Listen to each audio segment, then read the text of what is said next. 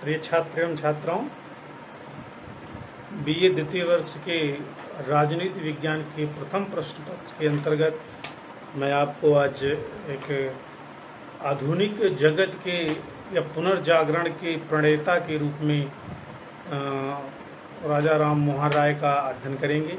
राजा राम मोहन राय के जीवन दर्शन पर जब हम प्रकाश डालते हैं तो देखेंगे कि राजा राम मोहन राय का जीवन किस प्रकार से कितना महत्वपूर्ण है और उनके द्वारा समाज के प्रति जो कार्य किए गए हैं कितने उपयोगी और महत्वपूर्ण सिद्ध हुए हैं।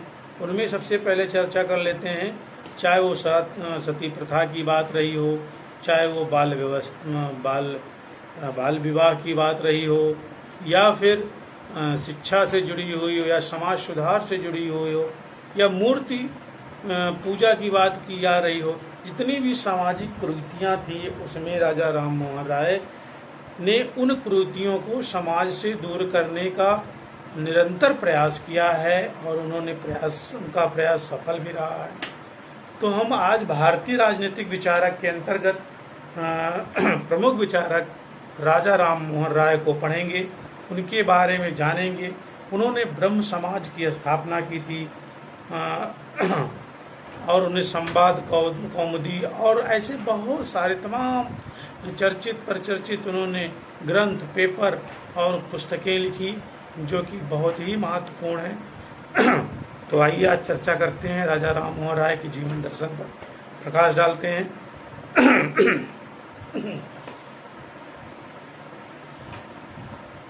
राजा राम मोहन राय का जीवन दर्शन की जब हम चर्चा करें तो देखते हैं कि राजा राम मोहन राय का जन्म कब हुआ। 22 मई 1772 ईस्वी को कहाँ हुआ था? बंगाल, पश्चिम बंगाल का एक क्षेत्र है, हुगली एक क्षेत्र है। हुगली के पास राधानगर ग्राम है, राधानगर ग्राम में हुआ था। कहाँ हुआ था? 22 मई 1772 ईस्वी को बंगाल के हुगली जिले के राधानगर ग्राम में इनका जन्म हुआ और इनके माता का नाम तारिणी देवी और पिता का नाम रमाकांत था। माता का नाम क्या था? तारिणी देवी था और पिता का नाम क्या था? रमाकांत था। ठीक है। राजा राम मोहन राय के पितामह अर्थात पिता के पिता जो थे वो क्या नाम था? कृष्णचंद बनर्जी। कृष्णचंद बनर्जी क्या थे? बंगाल के नवाब के उच्च पद पर विराजमान थे। कहाँ विराजमान थे? जो बंगाल के नवाब हैं उनके यहाँ उच्च पद पर विराजमान थे। उनकी सेवाओं से प्रभावित होकर नवाब ने उन्हें राय की उपाधि प्रदान की। क्या प्रदान की? राय की उपाधि प्रदान की। ठीक है। जैसा कि हमने चर्चा कर चुके हैं कि उनकी माता का नाम तारिणी देवी और पिता का नाम रमाकांत राय था। राजा राम मोहन राय बाल्यकाल से ही प्रतिभा के धनी थे। वो 15 वर्ष की उम्र में, कितने वर्ष की उम्र में? 15 वर्ष की उम्र में बंगला, फारसी, अरबी, हिंदी और संस्कृत का अच्छा ज्ञान प्राप्त था।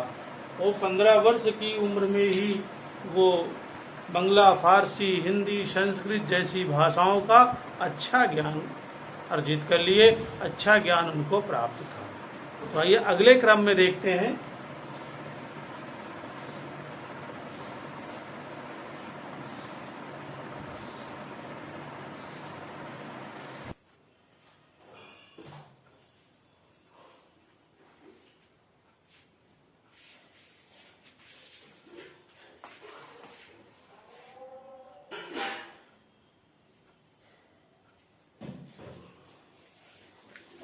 चर्चा करते हैं, देखते हैं राजा राम मोहन राय के जीवन दर्शन में और कौन कौन सी चीजें जो महत्वपूर्ण सिद्ध हुई हैं, उन्होंने समाज सुधार के लिए कार्य किया है। सबसे पहले चर्चा करते हैं 1804 ईस्वी में उन्होंने ईस्ट इंडिया कंपनी, जो ब्रिटिश की एक महत्वपूर्ण कंपनी थी, ईस्ट इंडिया कंपनी के अधीन होकर उन्होंने एक पद ज्वाइन किया था जिसका नाम लिपिक पद था। लिपिक पद पर उन्होंने कार्य किया और कार्य करने के दौरान उन्होंने उसके अधीन होकर नौकरी कर ली। ठीक। 1814 ईस्वी में उन्होंने नौकरी छोड़कर धार्मिक उत्थान और सत्य शोधन के उद्देश्य से कलकत्ता में रहने लगे। अर्थात कलकत्ता में रहने का उनका प्रमुख जो उद्देश्य था वो था नौकरी को छोड़कर कलकत्ता में रहना और धार्मिक उत्थान करना और सामाजिक सेवा करना, सत्य शोधन के उद्देश्य को पूरा करना, ये समस्त कार्य उसके अंतर्गत आते थे। ठीक है, अब आगे चर्चा करते हैं। यहाँ उनकी जो मुलाकात हुई,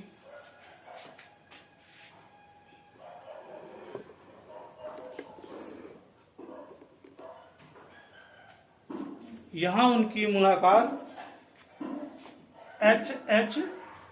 विल्सन से होती है।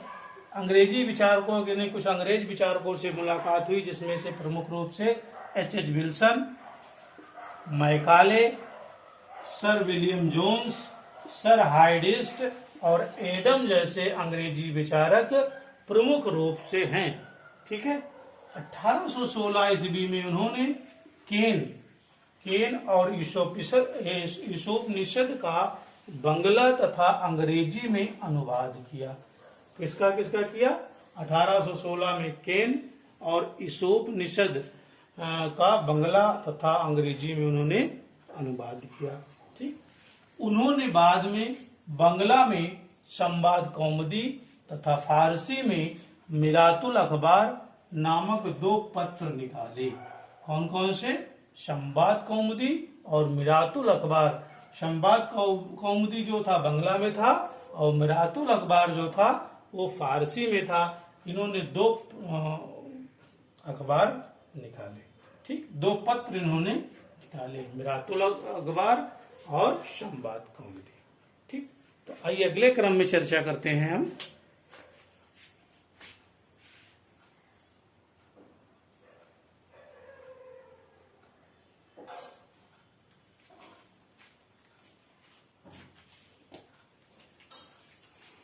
आइए चर्चा करते हैं, देखते हैं कि राजा राम मोहन राय के जीवन दर्शन की जब हम चर्चा करें और देखें कि राजा राम मोहन राय ने किस प्रकार से संवाद कौमुदी, ब्रह्म समाज की स्थापना की, आत्मीय सभा की स्थापना की, सती प्रथा का उन्मूलन किया और हिंदू सुधार अधिनियम को उन्होंने प्रमुखता से लागू करने का प्रयास किया। तो राजा राम मोहन राय द्वारा ऐसे बहुत सारे कार्य किए गए जो हिंदू समाज को एक नया रास्ता दिखाने का प्रयास किया, नया रास्ता दिखाने का कार्य किया और उससे सदैव जो है नए मार्ग पर चलने के लिए प्रेरित किया है। आइए चर्चा करते हैं, देखते हैं उनके द्वारा और कौन से कार्य हुए हैं। तो जब हम 1815 ईस्वी की चर्चा करें तो उस समय इन्होंने आत्मीय सभा की स्थापना की थी, जिसके द्वारा धार्मिक सुधार के लिए प्रयास किया गया, प्रयत्न किया गया और वहां पर आत्मीय सभा का गठन किया गया 1815 से। 1828 ईस्वी में इनका प्रमुख रूप से ब्रह्म समाज की स्थापना करते हैं। और ब्रह्म समाज की स्थापना करने वाले कौन हैं, कब किया गया, ये क्वेश्चन बहुत पूछा जाता है, कंपटीशन में बहुत इसका जिक्र होता है। तो हम देख सकते हैं कि 1828 ईस्वी में ब्रह्म समाज की स्थापना की गई और इनके द्वारा ब्रह्म समाज की स्थापना करने के पश्चात भारतीय समाज को एक नई दिशा दशा दोनों सुधारने का इन्होंने भरसक प्रयास किया है। अब 1815 की 15 नवंबर 1830 ईस्वी में अगर इसकी चर्चा करें, देखें तो इसमें जिक्र किया गया है कि 15 नवंबर 1830 ईस्वी को जलयान से अर्थात समुद्री मार्ग के द्वारा इंग्लैंड प्रस्थान किए। कहाँ गए? इंग्लैंड चले गए। वहां जाने के बाद इनकी मुलाकात किससे होती है? अंग्रेज दार्शनिक प्रमुख रूप से और विधिक सुधारक जिसे हम जेरेमी बेंथम का नाम कहते हैं, जेरेमी बेंथम से इनकी मुलाकात होती है। कब होती है? जब 15 नवंबर 1830 में समुद्री मार्ग के रास्ते इंग्लैंड प्रस्थान कर चले गए। वहां इनकी मुलाकात विख्यात अंग्रेज दार्शनिक और विधिक सुधारक के रूप में जेरेमी बेंथम से इनकी होती है और उनसे इनकी मित्रता हो जाती है। क्या हो जाती है?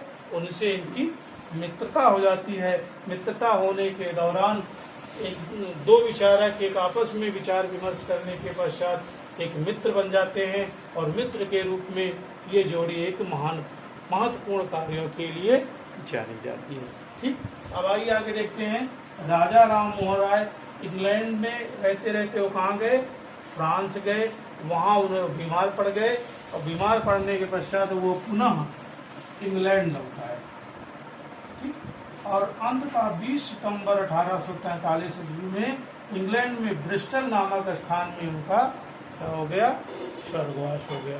अर्थात इस महान विचारक का अंत हो गया। कहाँ पर, ब्रिस्टल में, इंग्लैंड में ब्रिस्टल एक स्थान है, वहां पर 20 सितंबर 1833 ईस्वी को इनका स्वर्गवास हो गया।